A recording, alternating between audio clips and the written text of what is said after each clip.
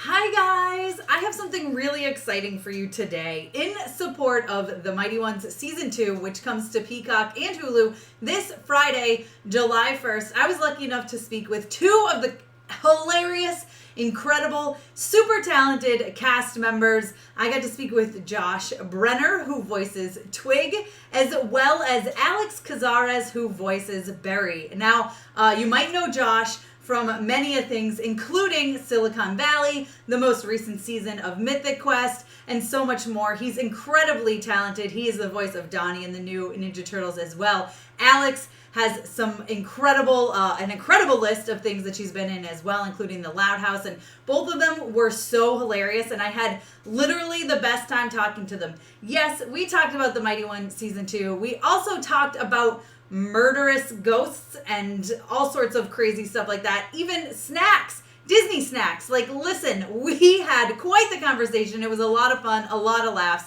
and I truly hope you enjoy this interview. Now, if this is your first time here, I'd love it if you take 1 second and hit that subscribe button. Go ahead and hit that notification bell if you enjoy the content. All right, let's talk to Alex and Josh. Hey, Tessa from Mama's Geeky here. Thank you so much for stopping by my YouTube channel. Well, thank you for taking the time today. I'm super excited to talk to you. I'm a massive fan of Silicon Valley. Like, let's just throw that out there right now. Oh, well, thank you. I'm a massive fan of everything you have around and behind you. So it's a mutual admiration society. Oh, perfect. Well, I want to say real quick, I loved your episodes kind of in Mythic Quest as well. I was super excited to see you pop up. Oh, thank you. That is like one of my favorite things I've ever worked on. I'm such a fan of the show, and it was awesome. So thank you. Yeah, of course. I mean, I thought it was the perfect casting. Like, as soon as you started talking, I was like, no, this is perfect. This feels right. I approve. But so to talk about the Mighty Ones, so listen, I have a very light question to start this off. In the episode, one of the episodes, the humans are listening to a murder house podcast. Yeah.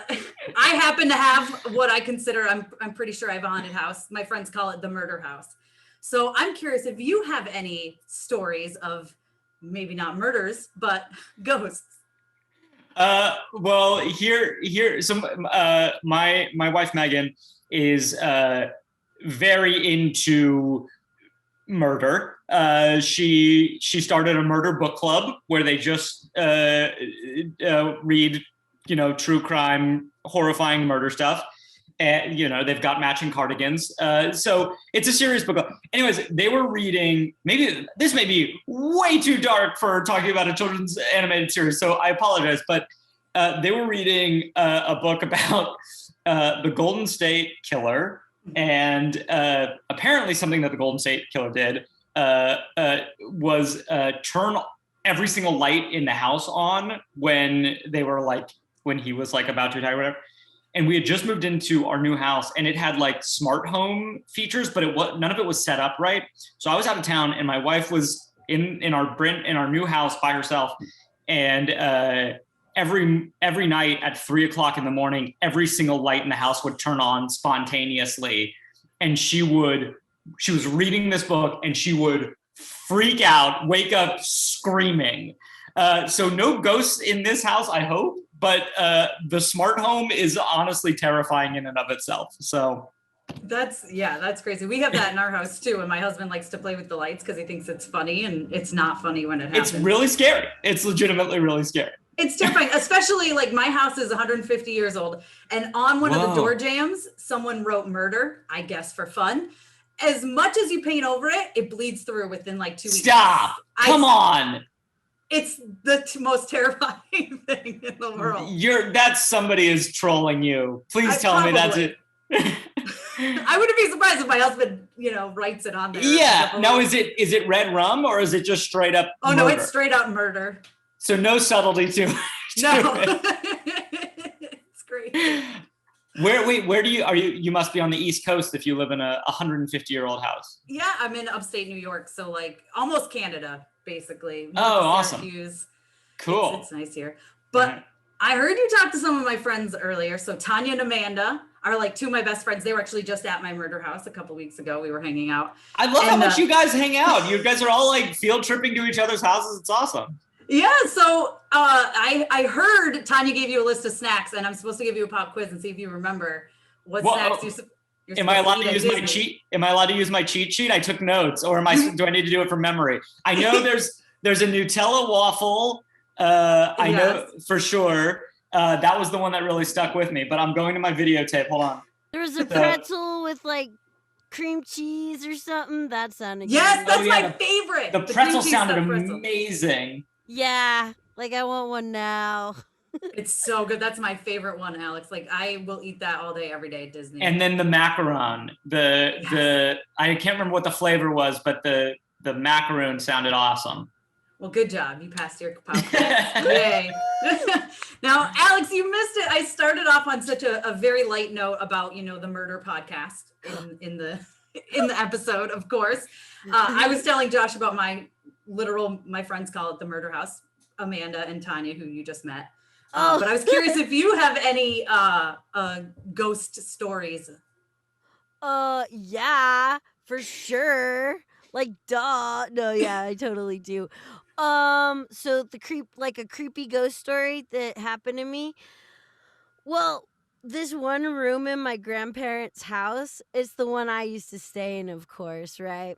So me and my friends were hanging out in the garage, chilling out, and all of a sudden our golden retriever starts growling at the empty bedroom and the lights are off. And he's like really like upset. Like he's a golden retriever. He doesn't make those noises often. You know what I mean? He's and then he starts like getting all like his haunches or his hackles are up, and I flick the light on and no one's there, and then he starts looking in my closet and freaking out, and then I didn't go in that room for a while, but then this other thing happened later in that house with the same dog. I had just gotten back from school or something, and I was sitting on the couch watching cartoons, and my dog Angus is like hanging out in the kitchen, and all of a sudden he starts backing up and growling like, "Rrr," and he climbed on the couch backwards, and I'm like, dude, what are you looking at? I don't see it. Holy butts. And yeah, so I don't like that house. I don't blame you.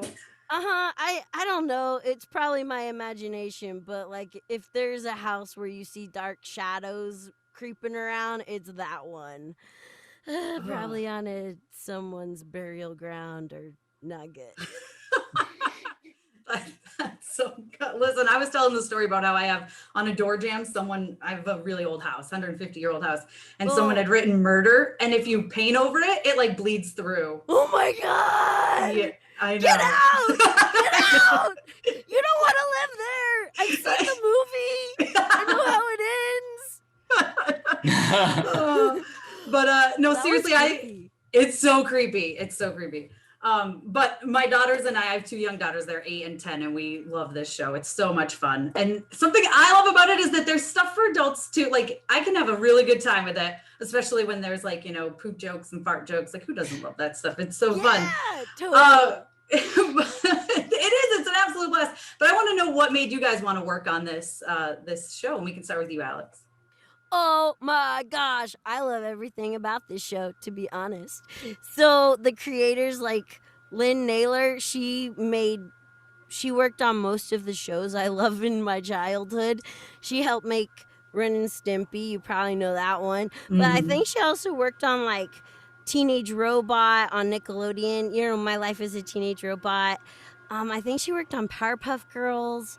I'm pretty sure she worked on Foster's Home. She's just, not to mention she helped make Samurai Jack, just, right? Oh, when we first went in, they're a hilarious bunch. They let you be creative, which, not all sessions are kind of creative. They'll be like, you said the and the wrong. You need to go back. You need to put, they're pretty strict about staying close to the words and stuff that they've written. But with this group, it's just us trying to make each other laugh. We're hanging out, we're goofing around, and I don't know. it makes it great. I love that about them. And they're really punk. What about you, Josh? Oh man, the first time I saw an animatic for an episode, which is sort of like the storyboards assembled to be like just the most rudimentary version of what the episode will eventually be like. I was like looking at my laptop like this and just like howling with laughter. And my wife Megan called from the other room. She's like, "What are you doing?" I was like, "I'm working." And she's like, "You don't have it. That's not a real job." But it is so much fun because the writers and the creators, Lynn and Sunil and Greg and Donnie, they just create this unbelievably fun, super weird, strange world that, as you say, is both very sophisticated and adult at times, and also there are wonderful poop jokes. And you know what? Sophisticated poop jokes, and that's really what else? What more is there but a wonderful highbrow fart joke? That's what I'm living for. Yeah, like Barry farts in her eye all the time. So fantastic. It's so much fun. Are either of you like your characters at all? Too much. My goal in life is to be less like my character. No, I'm totally that like neurotic, overly worried stick in the mud, literal stick in the mud. Yeah, it's unfortunate but true. I'm loud like Barry. I probably am. Yeah, we're both pretty loud. I think I should try to be more like her, like more spontaneous. Not like Killer Barry, but fun Party Barry. Because I tend to be more like Twig. So you said you get to have a lot of fun in the booth. So did you guys ever, I'm trying to think, when the first season came out, you guys got to record together, I imagine, or do you have to record separate? Oh, you did get to. So was anything affected by the pandemic recording or not really? Yeah. Yeah. Does that stink? Oh, I think I've worked with Josh like maybe once or twice during the pandemic or something like that. But before it was cool because you get to improv against each other and hang out and everyone's giggly and there's like a energy in the room. It's awesome. But it's been okay doing the Zoom, like at least we get to work and the writers and Sunil and everyone's in the Zoom meeting, and even if Josh isn't there, they lead you to a good spot, and we're still having fun. Well, that's good. Yeah. And it comes off. I mean, it's one of those shows where you watch it and it comes off like everyone has good chemistry and plays together. It's not like, oh, this person clearly just recorded this by themselves and then this by themselves. It feels like it connects. So you guys do a great job on the show. Oh, thanks. Of course. So I'm wondering if you could have any one of your characters from another show come and guest star on this show, who would it be? Anyone. Oh, man. Live action or not, Josh? Oh, man. Tough one. Alex? Thanks, Josh. So I was thinking, I think it'd be really cool if the Casa Grande kids came over and hung out with the rock band chicks because they're really bad influences. I think they'd be hilarious babysitters. I don't think the gig would last long, but that'd be cool. I love how the rock group, like whatever they're doing affects what the yard's or what's happening in the yard. So I think that'd be cool. Having them visit. Josh. Okay. So I was trying to think, Mighty Ones, every character is weirder than the character before. So I was on a couple of episodes of Big Bang Theory a long time ago. No way. And I played a really weird character who was like kind of like just around the comic book store, and he like couldn't finish a sentence. He just like kind of giggled and was just like a really like unacceptable human being. And I feel like he might fit in with Kensington and Bats and the others. I know exactly what you're talking about, and I think that would be absolutely perfect. Now I want to see it. Now we just need to make it happen, guys. I'm gonna go find that character. I want to see it really bad, Josh. Oh man, it is a wild character. I'm so excited.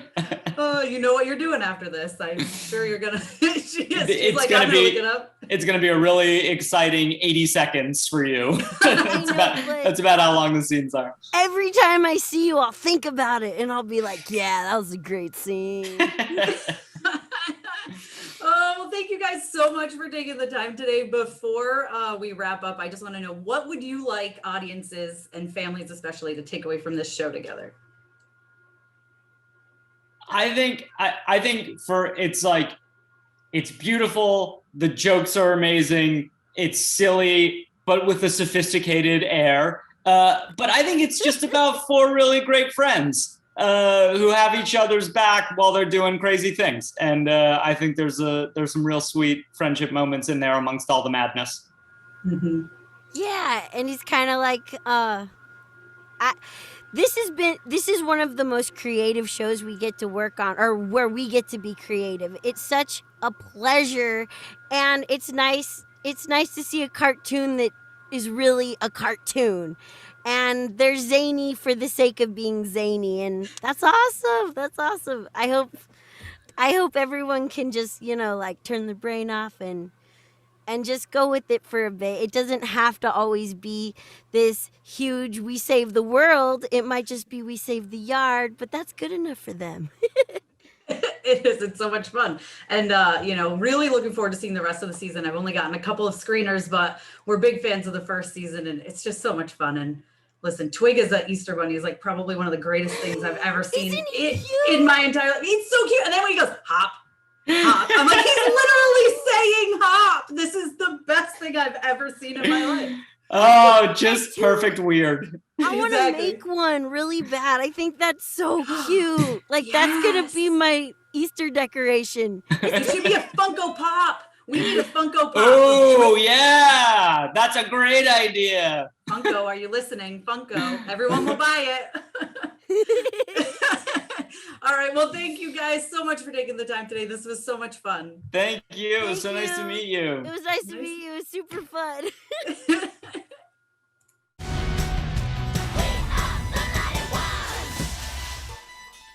Okay, guys, well, I hope you enjoyed that interview. And like I said, The Mighty Ones Season 2 comes to Peacock and Hulu this Friday, July 1st. You don't want to miss it. This is fun for the whole family, but, there's good stuff for the adults, too. And who doesn't like a sophisticated poop and fart joke, as Josh put it? I mean, that's very wise words. Let me know your favorite part about the interview down below in the comments. Be sure to give me a thumbs up. Don't forget to subscribe. Hit the notification bell so you don't miss out on more videos like this one. You can follow me over on Instagram and Twitter. I'm at Mama's Geeky over there. MAMASGEEKY.